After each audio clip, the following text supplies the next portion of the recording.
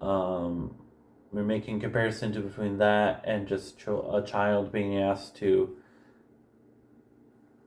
deal with any sort of authoritative social rules or be punished.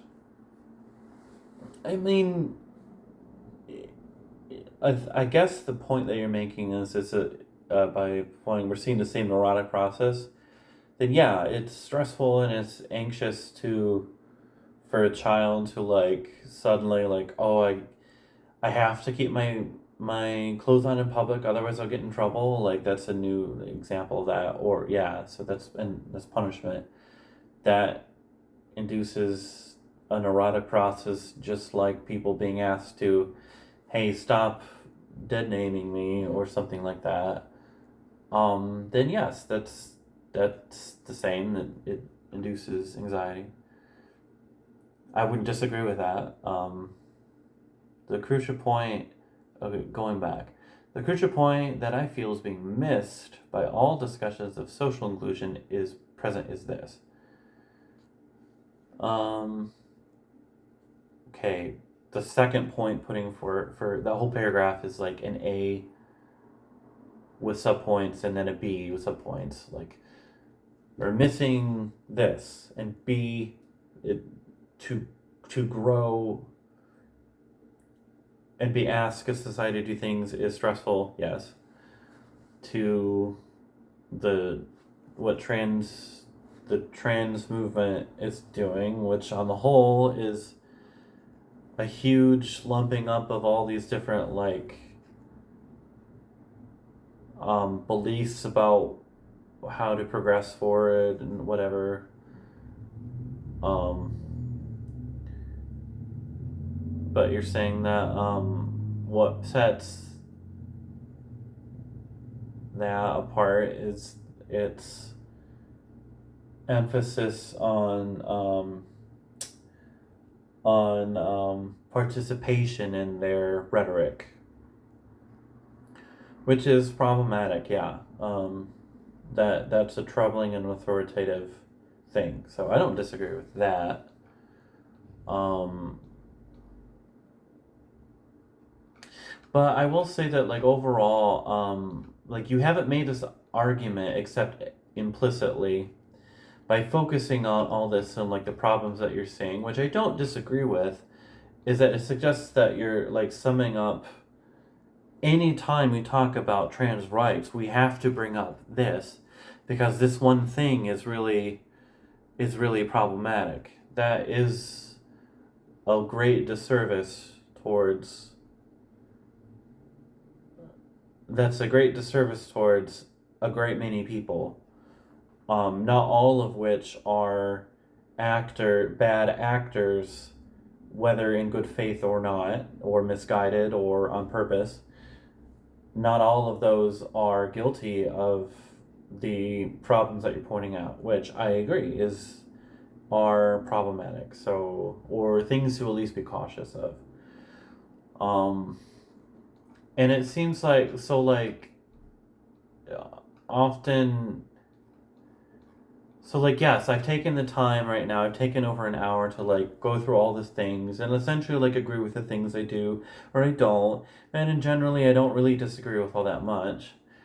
But how much of that was really worth my time as a gay person? Like I does this really change like the greater spirit of the argument is that okay, this act to direct this conversation in this way towards these things is not universally applicable.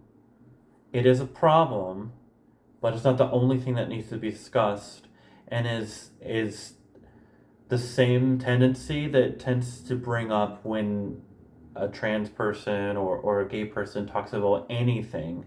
Even let's say I'm going and I'm like, well, I think that the law should recognize like civil unions or some kind of partnership for the purpose of medical benefits or whatever. I might just be an activist going for a very specific case, but this will be brought up, or like someone will bring up some sort of argument that is like this, that's saying the whole thing about tolerance is problematic because of this one issue. When it's like, I that's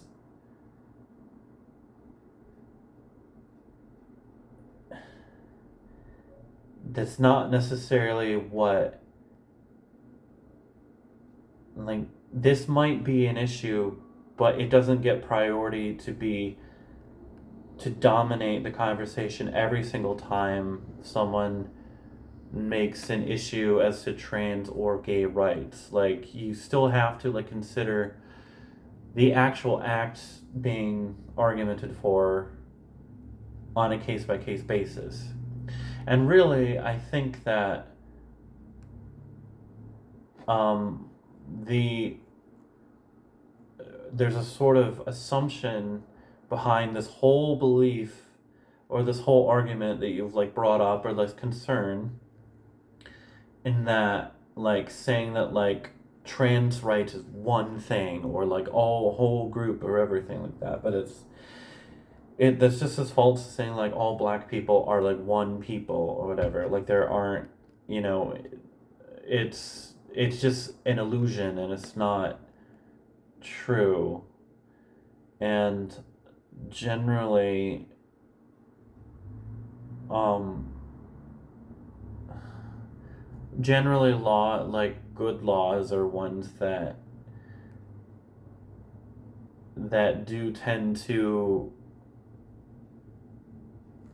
ignore, that sort of tend to work out on a case by case basis, without without asserting some sort of like premise, or on like, okay, black people exist, therefore this law needs to be a thing. Um, Now, obviously, like, enactments of, or enforcement of law is a huge problem in carrying that out, which is true. But this whole argument is like very ideological. So, like, staying within that realm, I think that, like, while this makes certain points that are true, it like also like rests too much on like an assumption that you can treat all LGBT things in one group and make these predictions that work for all the disparate parts of that group, or all trans people, for instance. And like, that isn't the case. Anyways, I'll upload this to YouTube now, and so you can go forth and watch. Thank you.